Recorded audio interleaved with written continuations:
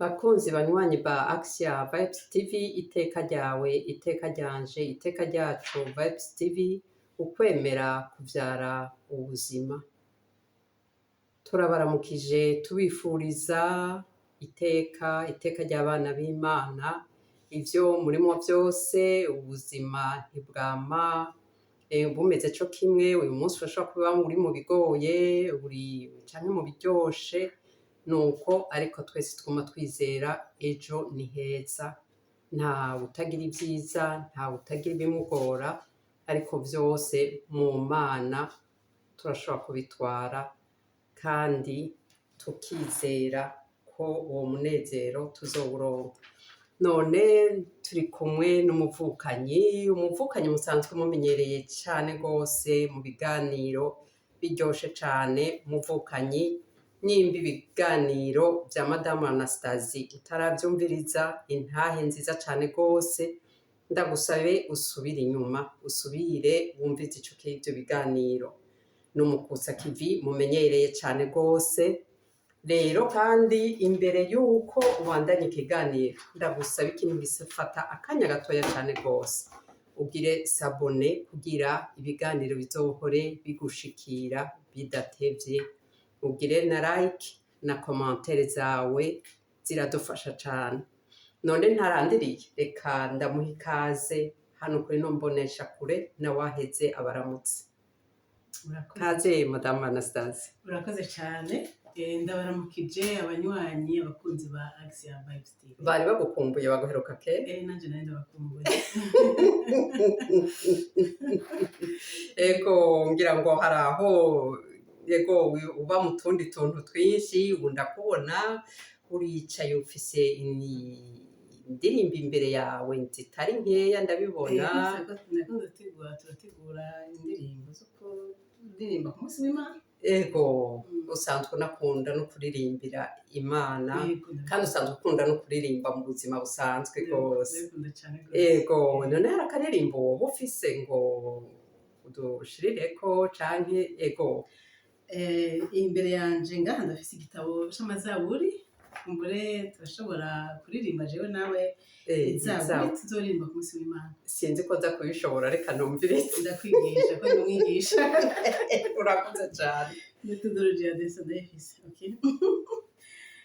Uritabira ngo nitunezerwe duhimbarwe kuko umweranda w'Isirayeli ari hagati yacu. Nitunezerwe duhimbarwe kuko umweranda w'Isirayeli ari hagati yacu. Imana niyo rukiza rwanje, nzokwama nizigiye kandi sinzogira ubwoba, kuko umukama niwe bukomezi bwanje n'ururirimbo rwanje, niwe rukiza rwanje. Nitunezerwe duhimbarwe kuko umweranda w'Isirayeli ari hagati yacu. Muzovoma amazi mugahimbare mu masoko y'urukiza, nimushemeze umukama mutabaza izina ryiwe, nimumenyesha amakungu ibitangaza yakoze, mwibukize ko izina ryiwe mwibukirize ko izina ryiwe ari ryo risa rikwiye gushimagizwa. Nitunezerwe duhimbagwe, kuko umweranda w'Isirayeli ari hagati yacu. Nimucurarangire Umukama, kuko akorana ubukuru bikaba bizwi kw'isi yose. Niwishongore utere impundu, we uba muri Siyoni, kuko umweranda w'Isirayeli abiwawe aragambaye.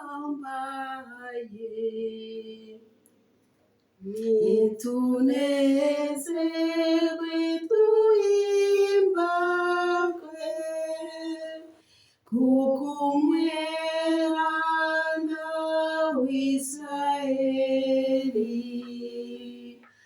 ari hagati yacu. Amen. Urakoze cyane Madame Anastasie. No kuri iyi zaburi ni yajyari ni zaburi tuzoririmba ku munsi w'Imana, izoba ari Dominika ya 3. Ego cyane wamaze kuyitegura wewe, ndumva ko wamaze uri kuraduga. Ego cyane. None gara Madame Anastasie, iki gihe ndumvise iyo zaburi uri kuravuga uti uririmba ushira mu kajwi uti nitunezerwe duhimbagwe, umweranda w'Isirayeli ari hagati yacu. Ego nagira tuganire kuri iki gihe turimo eklezia, ibihe dutegekaniriza igihe c'ubushikiro turimo, mbega hari ico wokidusangizako? Ego ubushikiro ni igihe nyene eklezia yategekanije kugira ngo twibuke ko Yezu yavutse, yaje akavukira ngaha kw'isi akabana natwe. Rero turavyibuka, si kuvuga ko azovuka ku Noheli, muga turibuka ivuka ry'umukiza wacu Yezu Kristo. Ego urakoze cyane uti turibuka kuvukira kwa Yezu ngaha kuri ino si. Yezu avutse ari umukiza, akavukira mu buzima busanzwe nk'umwana w'umuntu, umwana mutoyi, akavukira no mu bworo budasanzwe, ari umwana w'Imana. Ariko n'igitangaro yaciye Imana ica mu nda y'umukenyezi, y'umugore nka wewe. Ego tukaronka uyo mukiza. Uti rero n'igihe turiko turitegurira. Ego kuko nubwo tubizi, hari igihe dushobora gusanga twatwawe n'ibindi, ugasanga siko twama turiko turazirikana kuri ico gikorwa Imana yakoze cyo kuturumikira umwana wayo. Ego n'igihe urumva turonka kugira ngo bize biratwibutsa tuve muri uko gusamara, nk'uko bivuze turatwagwa no gusamara. None ga Madame Anastasie, ubona ikintu umuntu yo kwiyubara wodutumirira ukavuga uti iki gihe umuntu yo kibamwo gutya kugira ngo vy'ukuri akibemwo neza? Yego nibaza ko ni ukwinjira muri twebwe tugategura uwo muzo w'umukiza wacu Yezu Kristo.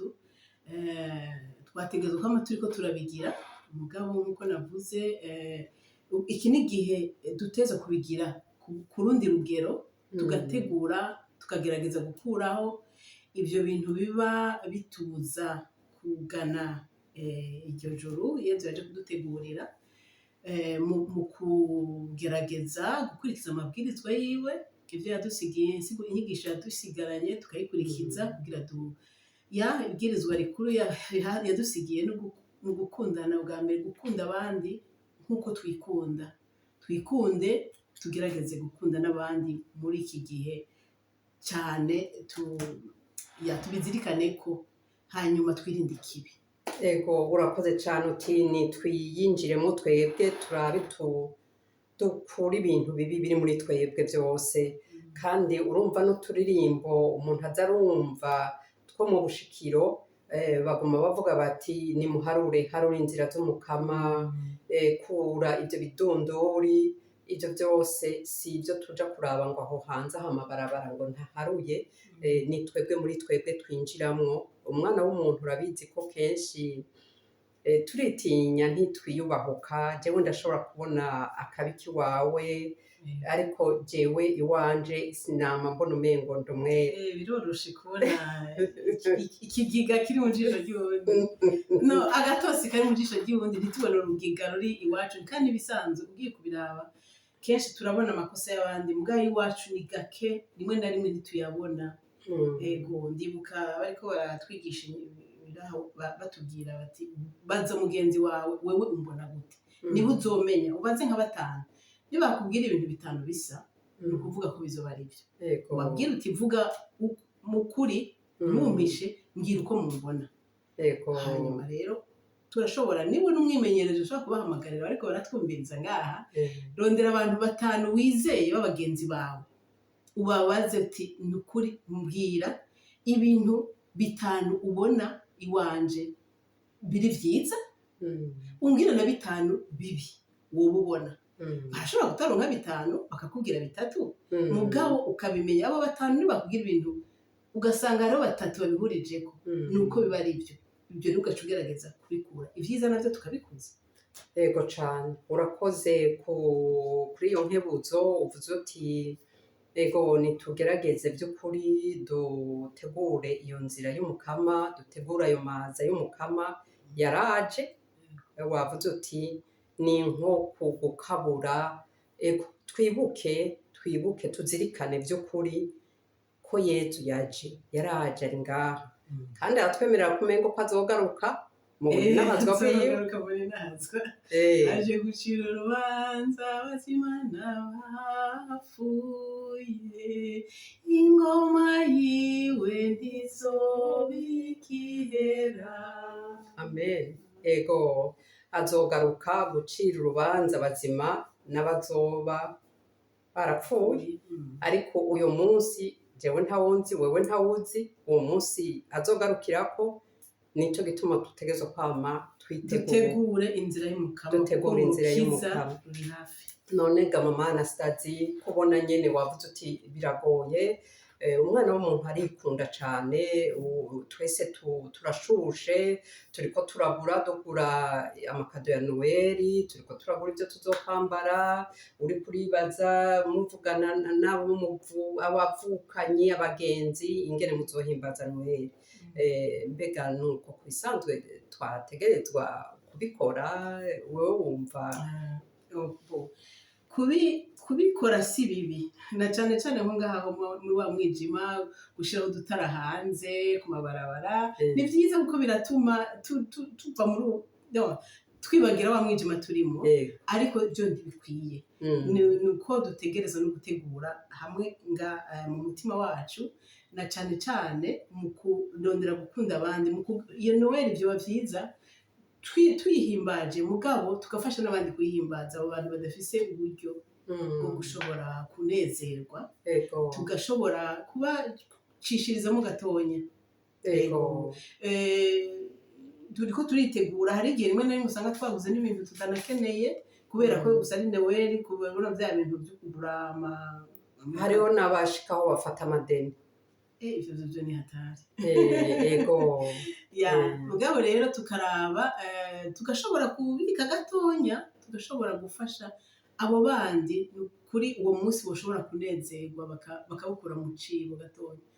Ego na cane cane muri bihe bihugu tuvamwo, hariho abantu usanga bafise batikwije kubera nyene tuba mu bihugu bikenye. Sinabatumye kugura inzoga, mugabo gushobora kugenda uwo munsi ku Noel bagafungura neza, tubishoboye kubibafasha ni vyiza. Hanyuma abo nabo twebwe dushikira biwacu, abo tuzinanye, ariko hariho abandi kumbure badafise n'umwe, badafise n'umwe abo bakurira mu cibo. Nk'abo rero nibo umuntu aca ku bandi basanzwe bafasha, umuntu agashiramo akantu ibisorosoro miliyoni igiye ego bakagira ico babagira. ego uravyumva kuri kuravuga uti dusangire ubwa mbere tubwiye uti dutegure imitima yacu dutegure aho umukama azoshikira ariko ushoboye kuhategura ni ukuvuga yuko uheze ugarubwira n'iyo ntambwe y'ukumva ko ushobora gusangira n'udafise gusangira Noel ego uwo mukiza yaje gukura muri twebwe kwica ivyo bipfuye biri muri twebwe byo gukurayo mugabo iki gihe rero kikatujana tutaciteguriye numva umengo nk'uko bivuze bizotugora by'ukuri kumva gusangira Noel bizoguma ari muri vya birori ego byo gusangira n'uwo mungana wifise wa muntu yahora hahandi ntamenye ko umubanyi yaraye atariye yaraye ego yabuze n'umusuka kw'amazi. Nivyo urumva nubwo turashobora kubafasha ku Noel uwo munsi bakagira ico batamiye ariko nyene nabo nyene tukabasaba kugerageza ibishoboka kuko hari igihe biba bidashoboka bakagerageza ku buryo umundi mwaka nabo aribo bazofasha abandi. Ego ntivyoroshe hariho abatagira by'ukuri aho bikora ariko ngira twese tugize uwo mutima wavuze uti ico yaturaze n'urukundo urwo rukundo turusasagaje aho tuba twofashanya ivyo byose ntihobura na bangahe dushobora gukiza kuco umwe wese yaronse kandi aka kamo sindagateye ababa muri ibi bihugu vy'Iburaya gusa byo hanze y'igihugu ndagatera n'abari mu gihugu iwacu bafise akantu barushirije abandi nabo nyene kugira ngo noneho sivyo tubigisha ngira ngo basanzwe babizi ibyo ego ati nuguhoza ko biragoye nico wahereye kuti turibagira turatwagwa umwana w'umuntu arikunda ariko kwiva ko ntigikorwa ca mutima novuga rero muvukanyi urakoze cane gose mugabo imbere yuko dusozera hari akajambo wumva ko kari ku mutima wotumirira umuntu wese by'ukuri kugira ngo ntituzokwame tumaze guhimbaza Noel nyinshi ngira wowe na jewe izo tumaze guhimbaza ntizingana nizo dushigaje rero ngaho hantu urumva hari aho tuguma muri wa muco Noel kwa kundi bimwe twagumye tubamwo bikaguma ari ibintu ego ni bya bindi ata ntambwe dutera mu buzima bwacu none hari akajambo wumva ndabifurije Noel nziza babandanye bitegura muri ubushikiro bitegurira umuzo wakana Yezu ni ukuvuga ni muri twebwe mu mitima hanyuma nyene nkuko nari nabivuze ni ukusubira kubatumirira kugerageza gufata akanya bakazirikana kuri iki gihe c'ubushikiro ico kitwibutsa twavuze n'ingene tugishikako.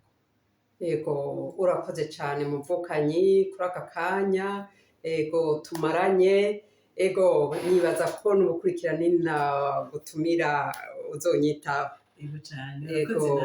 ego bakunzi banywanyi ba Axia Vibes TV iteka ryawe iteka ryanje Vibes TV ukwemera kuvyara ubuzima twari kumwe n'umupfasoni Madamu Anastasie ariko aratuganirira ku ngene twobaho ingene twokwitwara muri iki gihe c'ubushikiro n'ingene twoshobora gusangira Noel n'abantu ego badafise batishoboye kugira ngo vy'ukuri urukundo rw'Imana rusasagare muri twebwe none ndabifurije kubandanya mugira ibihe vyiza vy'ubushikiro mwitegurire Noel ntitutegure mu byo kurya mu byo kwambara si bibi ariko n'ukuri tugerageze gutegura imitima yacu kugira ngo n'ukuri hazogere ku Noel hari ikintu kimwe canke bibiri twashoboye guhindura mu buzima bwacu tukaba tubabwiye tuti gira iteka bye bye